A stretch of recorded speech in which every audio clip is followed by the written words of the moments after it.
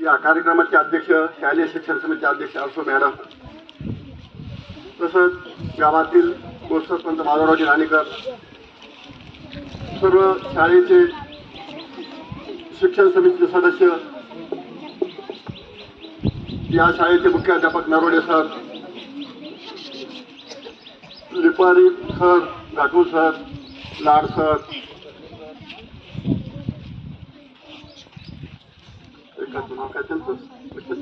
Golkar sir, Sapkal madam, आलेले गावातून सर्व शिक्षणप्रेमी आणि विद्यार्थी मित्र, आजचा कार्यक्रम म्हणजे निरोप समारंभाचा कार्यक्रम.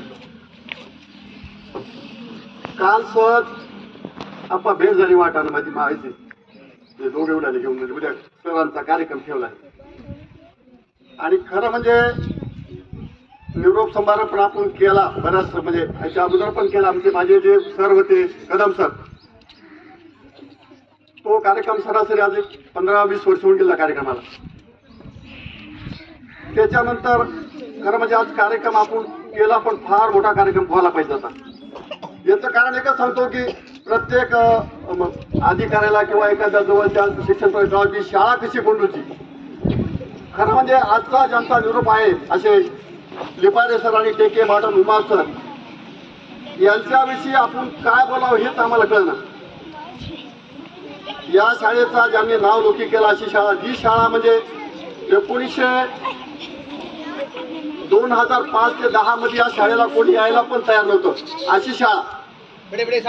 भविष्यात माणसं काही माझ्या चुकीमुळं थोड्याशा चूक माझी नव्हती पण काही असा भास झाला लोकांना की भाऊनं चूक केली.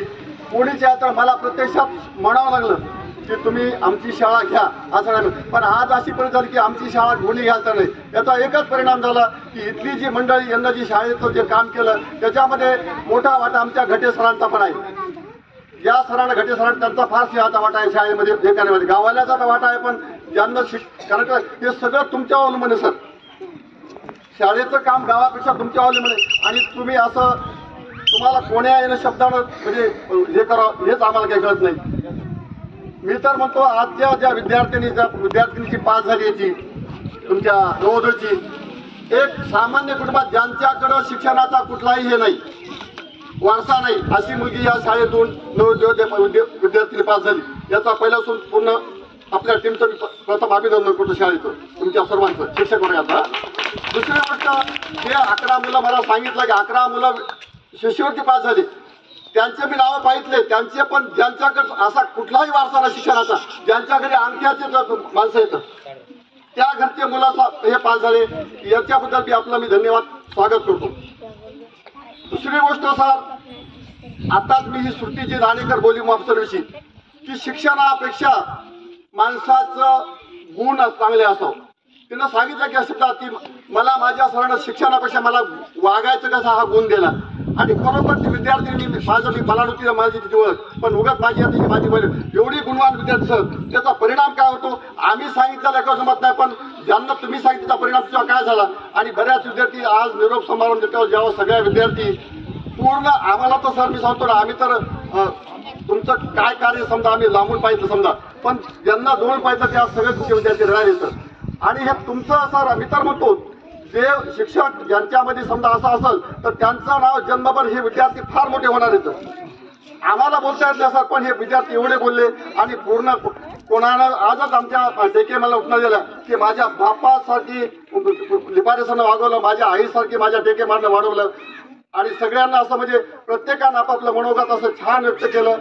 आणि त्यानंतर सर आपलं असं एकच हे करा की आमच्या कधी कधी अधूनमधून शाळेला भेट द्यावी, कारण का त्यांची आपल्याला भुजारी सर म्हणले जरी तुम्ही शाळेला असाल पण कधी कधी आमच्या शाळेला आपण आवर्जून भेटो, तुमचं कोण्या शब्दात वर्णन करावं, कारण का तुमचं गॅदरिंग असू टेके मॅडम तर मी तर म्हणतो त्यांच्याकडे काय गुण आहे हे तर मी बी कल्पना करू शकत नाही.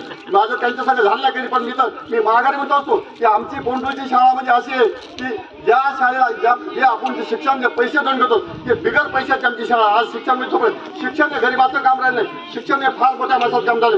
पण आपण जे काम केलंय ते एका गरीब सामान्य कुटुंबाचे लेकरं म्हणजे हे फार मोठं काम आहे.